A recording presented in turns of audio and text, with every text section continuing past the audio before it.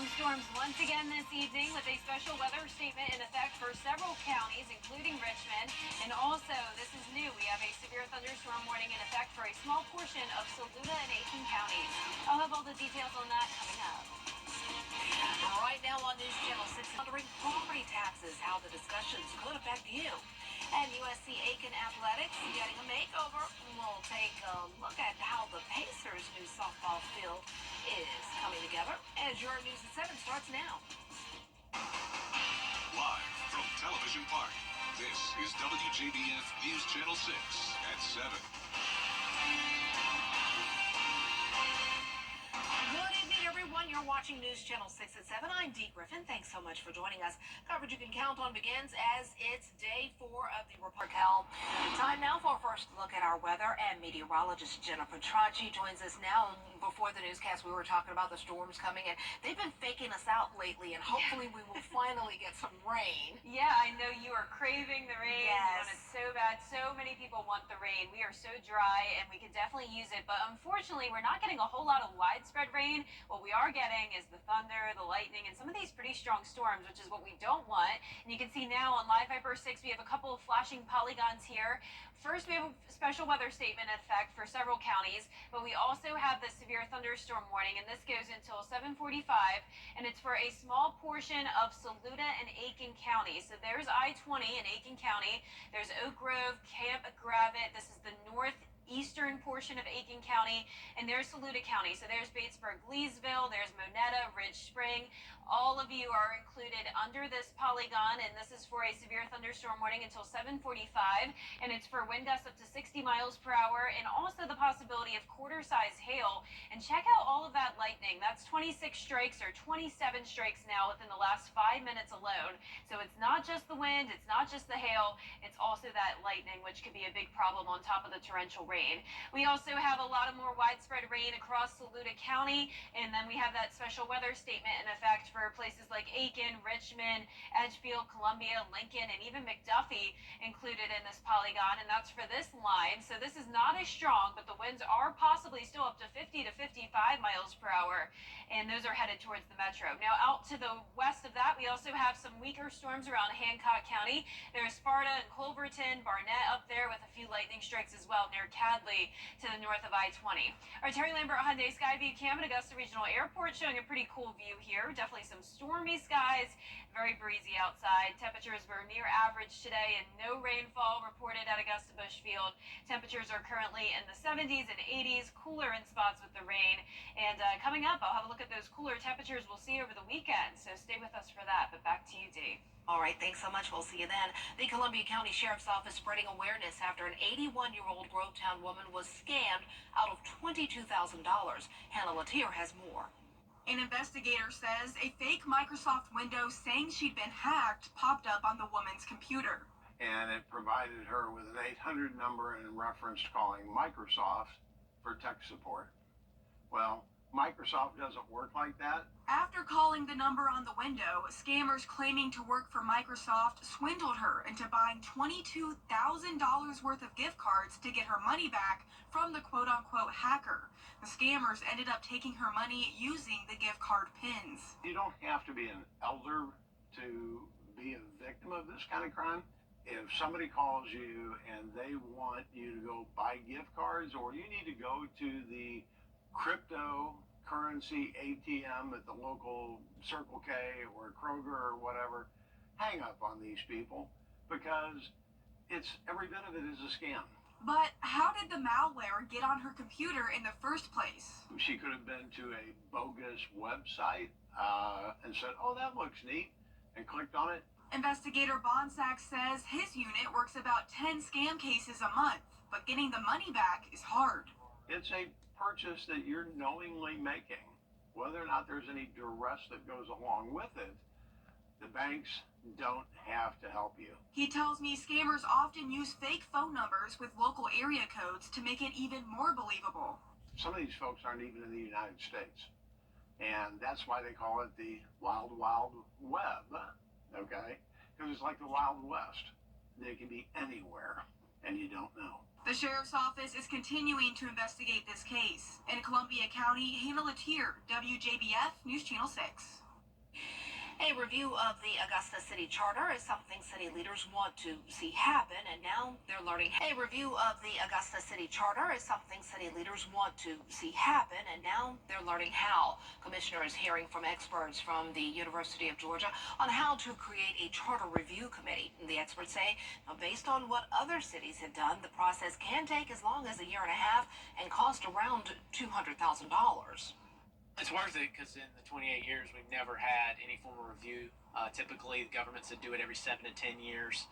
So this just makes sense. And I think we're at a crossroad right now in our government where we need to look into this. UGA officials tell commissioners whatever the Charter Review Committee comes up with will only be a recommendation. The final say on any charter changes would be up to state lawmakers. There are questions in Columbia County about changes to the millage rate.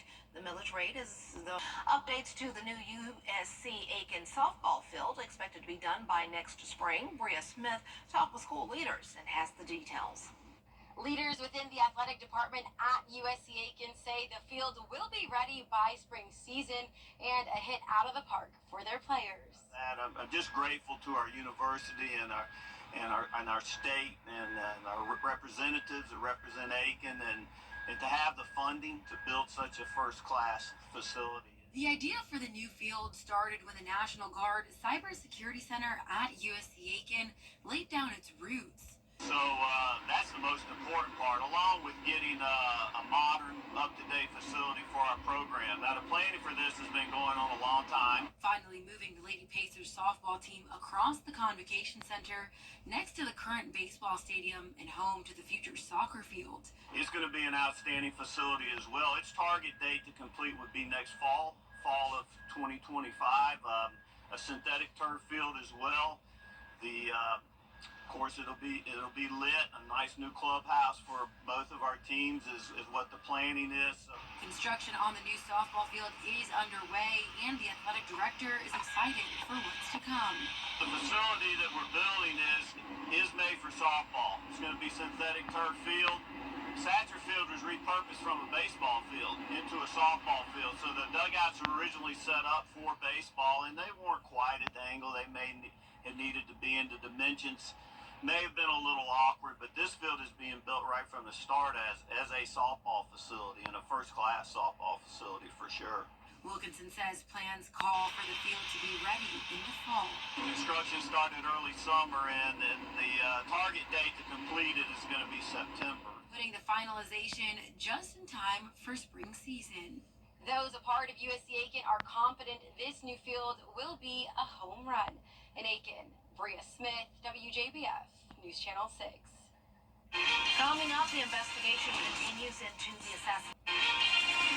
Well, that strong storm I was talking about a little bit ago, there it is.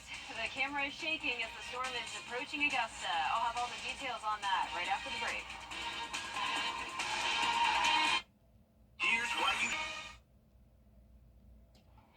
Now, your most accurate forecast with WJBF Live 5/6. Welcome back. Here's the latest on radar. We are tracking some very strong storms moving through. We have a severe thunderstorm warning in effect for portions of Saluda and Aiken counties. And we also have this large box indicating a special weather statement for places like Edgefield, Aiken, Richmond, Columbia, McCormick, McDuffie, and then also Saluda, and then over here as well, Glasscock, Hancock, Washington. So all that to say, there's a lot of counties being impacted by these storms. But let's start out with that severe thunderstorm warning. This has just moved through Monetta. It moved through Batesburg. So if you're in Batesburg, Leesville, the heaviest rain is now past you. This is a severe thunderstorm warning until 7:45. So it is a slow-moving storm. But all of that heavy rain now is approaching I-20 in Aiken County. Also up in Saluda County, this is starting to look better. So we still have some heavy rain around downtown Saluda. That's a special weather statement until 7:30. And then here's this large box, and it's for these storms here that are pushing into Richmond County now. So Martinez, North Augusta, you're next with this line, all of I-20 as well. So this is near Edgefield, Trenton, approaching Grovetown, Deering, Thompson, as that line slowly moves off towards the southeast. We also have the additional weather statement for Glasscock County, places like Hancock County as well. There's Culverton, Downs, Agricola. We have some heavy rain, frequent lightning there. And within the special weather statements It's not severe weather, but it is possible wind gusts up to 55 miles per hour on top of the frequent lightning and heavy rain. Check out this awesome view on our Terry Lambert Hyundai Skyview cam at the airport. You can see how stormy it is outside. Very scary clouds. But remember, it's at least not a severe storm moving through Richmond County, so you don't have to worry about hail or a tornado by any means. It just looks pretty daunting outside. 86, feeling like 90, a humid day, but definitely a bit cooler from all the rain we've had. Temperatures in the 70s and 80s. We have a cold front to our north. That's the reason for the storms today, and that front will stall out over the next couple of days, keeping those rain chances around. So we'll continue to see a pretty wet pattern Friday, Saturday, and Sunday, with some fog in the morning as well, and then afternoon showers and storms as we heat up to only around 90 degrees. We'll be at 92 for Saturday, 90 on Sunday, heat index around 100 with that 70% chance of rain. Now, our future cast is going to show the rain moving through tonight, and most of it will be done by around midnight, but still some light showers moving through during the overnight hours. But when you're headed out the door tomorrow morning, things will look much better. So once again, there comes the rain tonight. This is another model showing you pretty much the same thing. So overall, mostly dry for Friday. And then as we go throughout time here, by the afternoon, that's when we'll see some storms starting to fire up. And just like the past few days, some of these storms could contain the frequent lightning, heavy rain, and even the gusty winds and maybe some small hail. So Friday night, it's going to be pretty rainy until around 11 o'clock. Dry again for our Saturday morning. So if you want to make some outdoor weekend plans, I would suggest doing that before around lunchtime, because then notice it just kind of explodes here around 3 to 5 o'clock in the evening. That moves out, and then your Saturday night is a-okay for any outdoor plans. For tomorrow, there is a marginal and even a slight risk in some counties for excessive rainfall, so we will be watching for the possibility of flooding from all this rain. Lows tonight will be in the low 70s, and our highs tomorrow will be around 90 degrees, so we'll take that. A little bit cooler finally, and our 10-day showing low 90s all the way into next week as well, with scattered showers and storms sticking around. And we'll be right back. Of course, You can now play pickleball without getting off the couch. The first licensed video game has been released. It's called PPA Pickleball Tour 2005. Gamers have the option to create their own player or play as one of the 16 pros, including the #1 men's player Ben Johns and #1 women's player Anna Lee Waters. You can play the game right now on Xbox, PlayStation, and Steam, and will be released for the Switch next Friday. Very fun. I love a good game of pickleball. Yeah, I want to play, and I guess my best chance is to play on my son's Switch. Yes. If I can pry it out of his hands for 5 minutes. Yeah, and you have to wait for this rain to pass if Right. you do want to play pickleball. We're going to have rain over the weekend once again. It's not going anywhere anytime soon, and we do have some strong storms moving through now. And over the next 10 days, those rain chances stay pretty high, with the temperatures going down a bit. 90 tomorrow, 92 for your Saturday, and all of next week will be around 92 degrees with those chances of rain. That's the beauty of the rain, taking those temperatures down. Yes. Love it. All right. We'll see you again at 10 on Me TV. We're always with you at WJBF.com. Entertainment tonight is next.